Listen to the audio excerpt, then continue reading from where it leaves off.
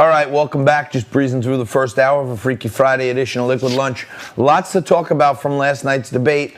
You see, I am adorned in my Trump regalia today. I'm wearing a Scott LeBedo original peace shirt because we always come in peace. But I'm representing Team Trump, Trump train, all that good stuff. Now, there was a command performance last night by our president. There is no question about that. But I wonder this question, and I want you to follow me on this, okay? Rudy Giuliani has taken down the mob. He's taken down insurance companies. He took on everyone, okay? And we have been subject to over the years here in New York to seeing aging Italian men convicted in RICO cases, racketeering, influence, corruption, okay? These are organized patterns of corruption that Rudy Giuliani perfected into a RICO case. Now, are there two sets of justice in this world? I was talking to my buddy today. I'm doing some capital markets work right now, my buddy Chris, and we were talking about how Wells Fargo actually made up millions of fake accounts and ripped off their clients. They got all kinds of civil penalties, but not one person went to jail. Now, in the same token, no matter what the crime, white-collar crime, when they come in, if there's vowels involved, and there's some Italian folks in there, the gangsters, they break the law, they deserve what they get.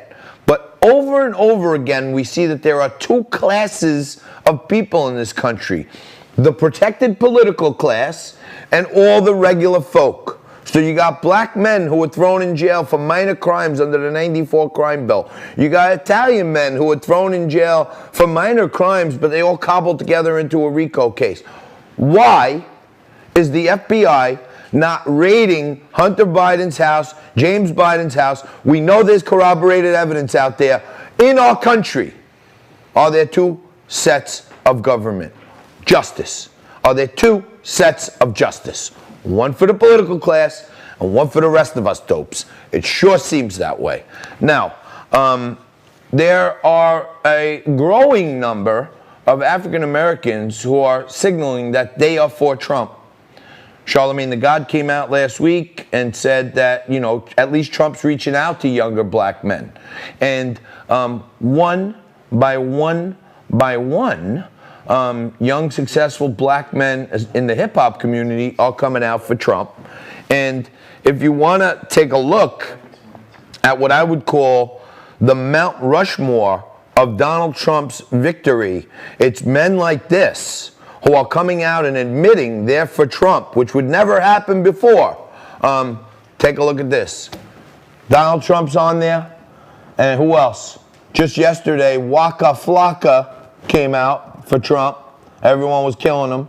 Ice Cube admitted a couple of weeks ago that he asked both parties to work with him, and nobody got back to him except the Trump administration. And 50 Cent, he figured out, whoa, under Joe Biden's tax plan, I ain't going to be 50 Cent no more. I'm going to be 20 Cent. So one by one, the dominoes are falling. Joe Biden is proving over and over and over again that he's a straight-up liar, okay? And even the black community, who's been endowed to the Democratic Party for years, Joe Biden said, if you are thinking about voting for Trump, you ain't black. Well, black people are starting to say, yo, I am black, and just because I am, don't mean I gotta vote for you. I'm with that guy, Donald Trump. Now, let's get to the candidate here, okay? Donald Trump hit him hard when he was talking about separating kids at the border and everything else. He said, hey, who built the cages, Joe? And we all know Obama built the cages. He had to admit that, okay?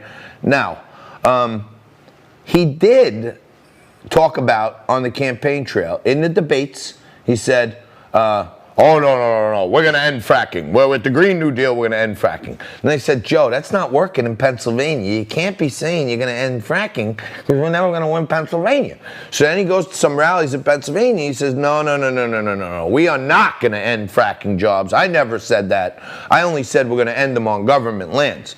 Then in another rally, he gets the little girl. He looks her in the eye. He says, look me in the eye, dear. I am going to end fracking. And he flip-flopped on that again and went to Pennsylvania and said, I'm not going to. Now, last night, finally, with under 2 weeks left in the campaign, he came out quite clearly and said the truth, that he's going to end fracking. Take a look at this. Be any place for fossil fuels, including coal and fracking, in a Biden administration? No, we would work it out. We would make sure it's eliminated and no more subsidies for either one of those. I guarantee we're going to end fossil fuel. No more, no new fracking. I'd gradually move away from fracking. And I think it's critically important on day one that we end any fossil fuel leases on public lands. Well, like, what about, say, stopping fracking and stopping pipeline infrastructure? They want to do the same thing I want to do. They want to phase out fossil fuels, and we're going to phase out fossil fuels. There's no question I'm in favor of banning fracking.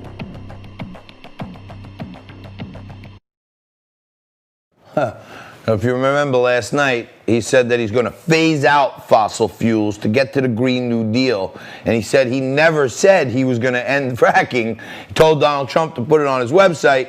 That video right there was posted on Donald Trump's website to remind everyone how many times he and Kamala Harris have said they are going to end fracking. They are going to end fossil fuels. They're coming for you. They're coming for your jobs.